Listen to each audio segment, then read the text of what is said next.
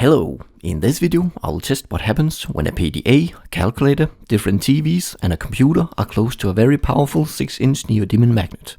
Some will survive, others... well, let's just see. First up is the iPack. No, not iPad, the iPack. This is a PDA which is like a smartphone, just without the phone. When put on the magnet, the PDA decides to turn itself on. It never did before. Other times it completely reboots. However, it does seem to work, even when directly on top of the magnet.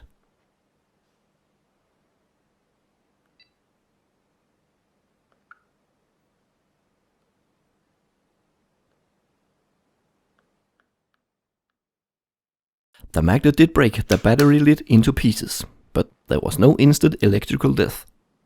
The PDA did refuse to turn on at some point, even though I held the battery in place. This was solved by taking the battery out and putting it back in.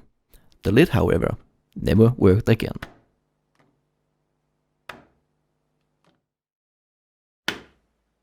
The calculator worked flawlessly. It could do simple math,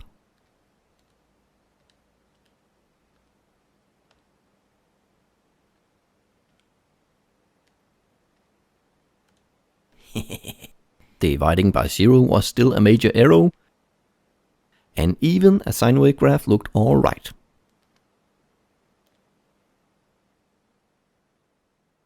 It does help that the backplate and battery lid are held by screws. Very impractical when changing batteries, but good for fighting a magnet. Next on the test bench is a 21-inch TV. Let's first try my largest ferrite magnet on it. It is much smaller, and ferrites are around 10 times weaker than neodymium magnets, so we should see a big difference in the effect on the TV. The 4-inch ferrite magnet has an effect at around 30 centimeters from the TV. The 6-inch neodymium magnet at around 150 centimeters.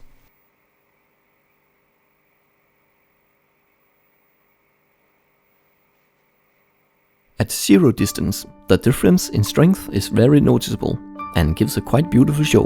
Enjoy!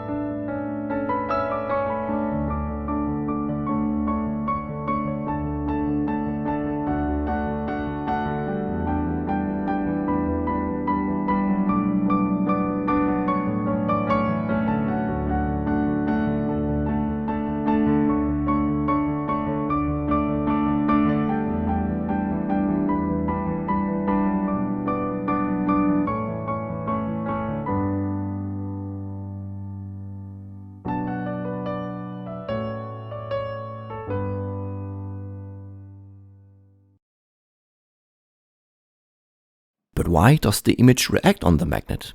Here's the simplified explanation. The image is drawn using electrons that have an electric charge and therefore react in a magnetic field. A transformer delivers high voltage to the vacuum tube and this electron gun that emits electrons. The electrons coming out of the electron gun are focused to a beam using coils that are basically electromagnets.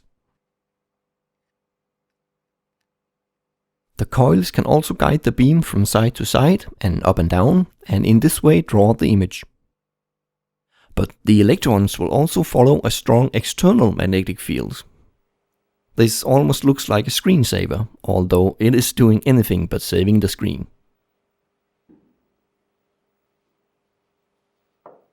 Flat screens don't use electron beams, so they are not affected in the same way. I did, however, manage to dim the background light on this LCD TV.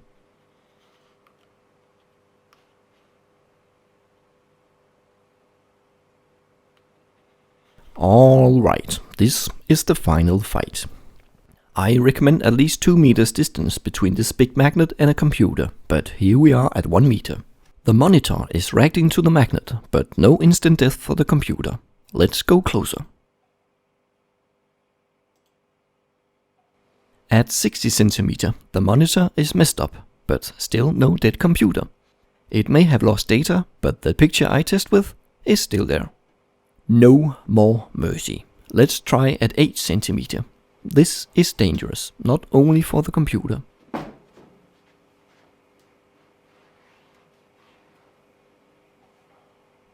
The monitor is throwing up all over the place. The computer is still working. To avoid destroying myself, I wouldn't go closer than 4 cm, which is painful enough.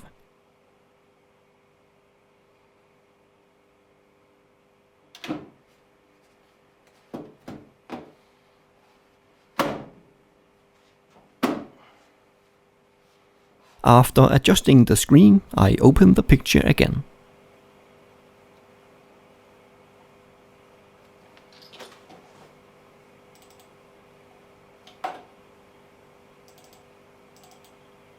But the picture folder seems to be gone.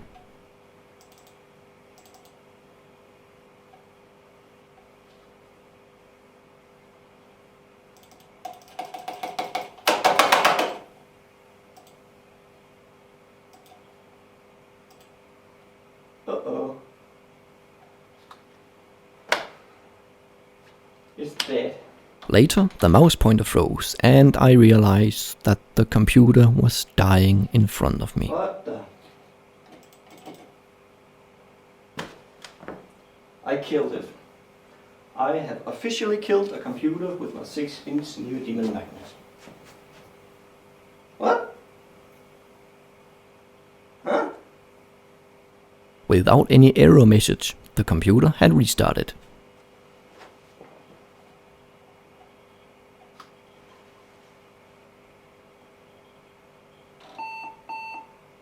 After an error message about time and date not set, I pressed F1 to boot. And all I got was a blinking cursor and a blinking hard drive.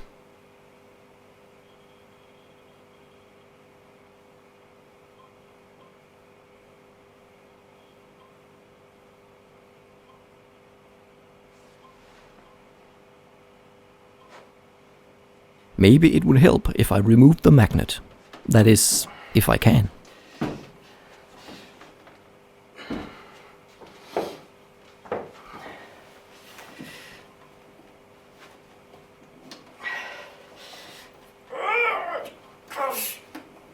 Damn it!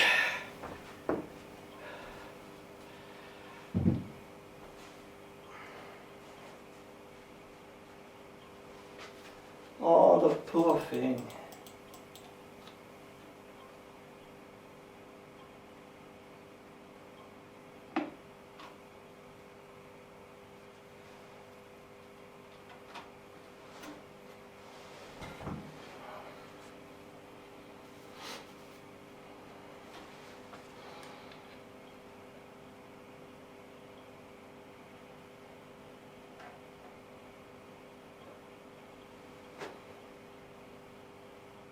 Whoops.